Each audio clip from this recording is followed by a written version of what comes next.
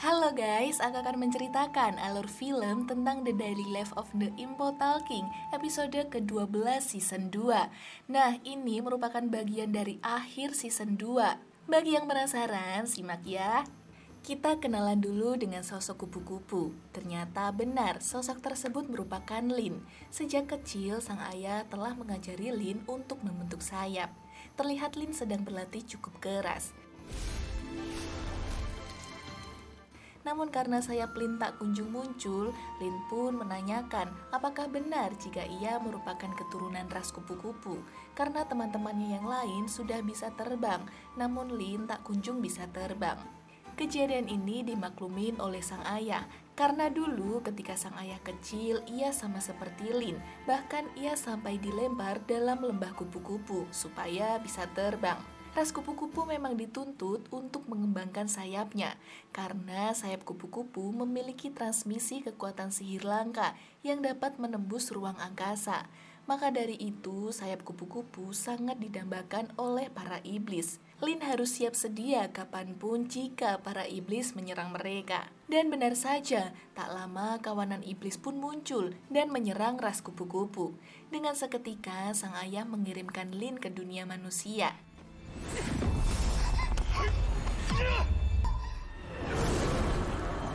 Saat itu juga Jianling melihat kejadian tersebut.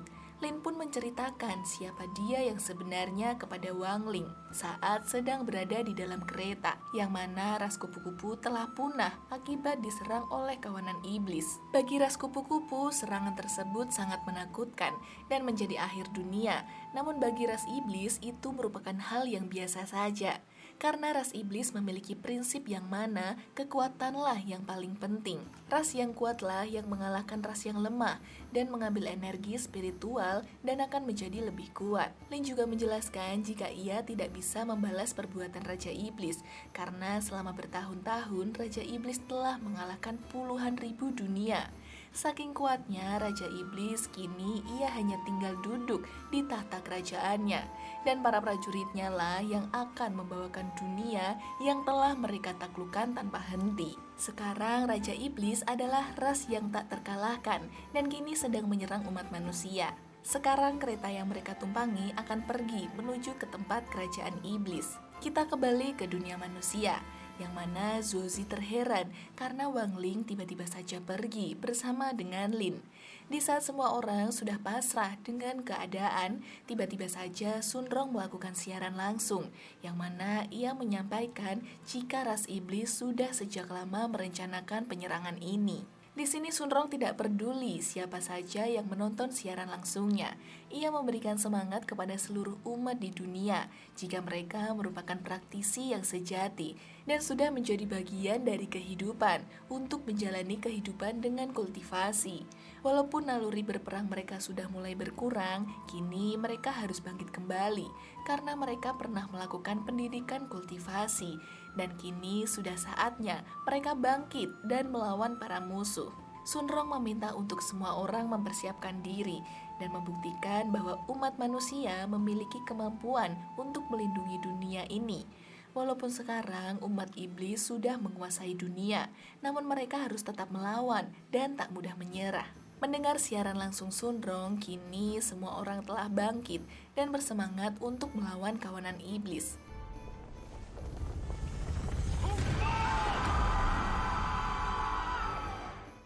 Raja Iblis yang mendengar pidato Sun Rong merasa terkagum dan memang layak jika Sun Rong ini menjadi bagian dari keluarga Sun.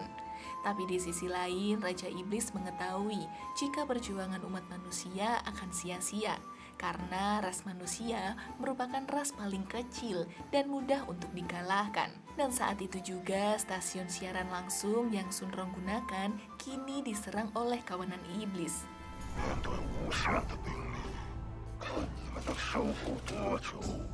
Di sisi lain, Wang Ling dan Lin telah sampai ke kerajaan iblis.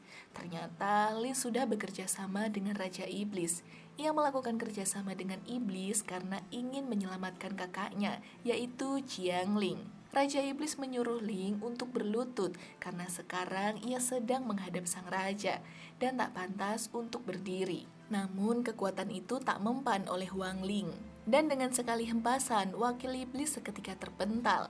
Lin pun terkejut melihat kejadian itu.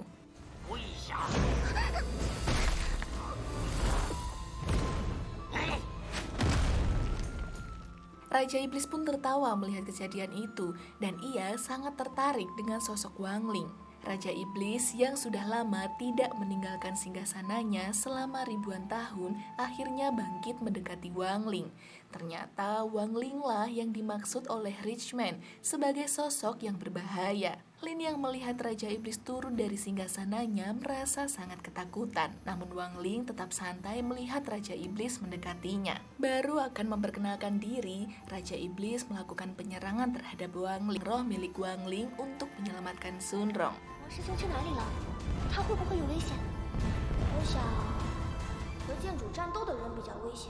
Kembali ke Wang Ling dan Raja Iblis. Ternyata Raja Iblis terpental akibat dari serangan Wang Ling. Karena saat ini Wang Ling tidak berada di bumi, jadi ia bisa menggunakan seluruh kekuatannya tanpa memikirkan kerusakan di bumi.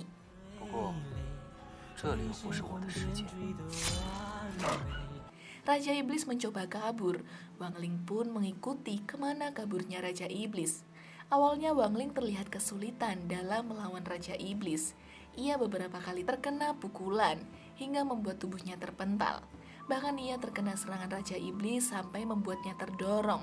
Tapi ternyata Wang Ling sama sekali tidak terlihat terluka. Bahkan saat itu ia pun langsung mengembalikan serangan Raja Iblis dan membuatnya terluka.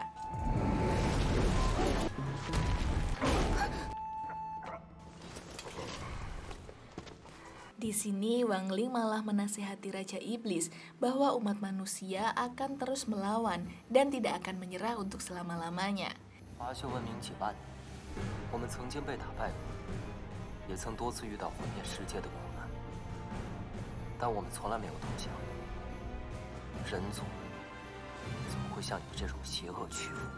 Saat sedang asik menasehati, tiba-tiba saja wakil Raja Iblis datang dan mengambil rune milik Wang Ling.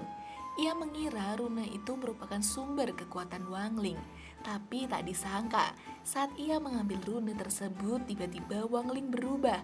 Yang awalnya terlihat seperti manusia biasa, ternyata ia berubah menjadi manusia overpower. Dan seketika dunia iblis pun hancur. Bahkan kawanan iblis yang menyerang bumi ikutan lenyap seketika.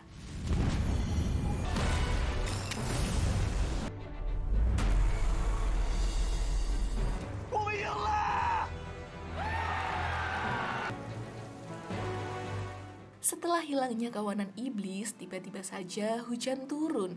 Ternyata itu bukan hujan biasa, melainkan hujan energi spiritual. Dan nilai total kekuatan spiritual dunia kini semakin terus meningkat. Lin dan Jiangling mendarat ke bumi bersama dengan Wang Ling.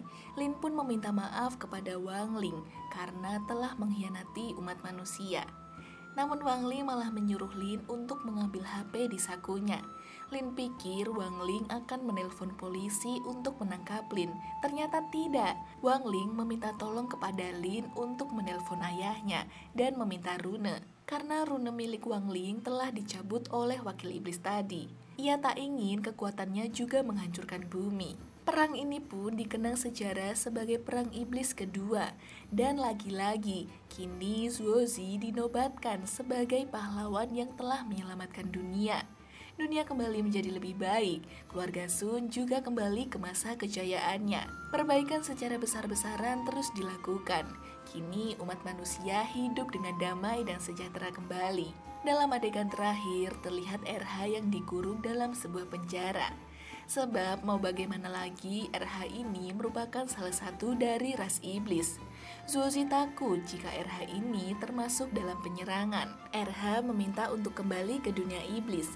Wang Ling pun meminta maaf karena sekarang dunia iblis telah hancur. Dan film pun berakhir. Nah, ternyata season 2 telah selesai nih. Gimana ceritanya? Ngomong-ngomong, bakal ada kelanjutan season 3 loh. Sebaiknya kita bahas nggak nih? Tulis di kolom komentar ya. Xie xie.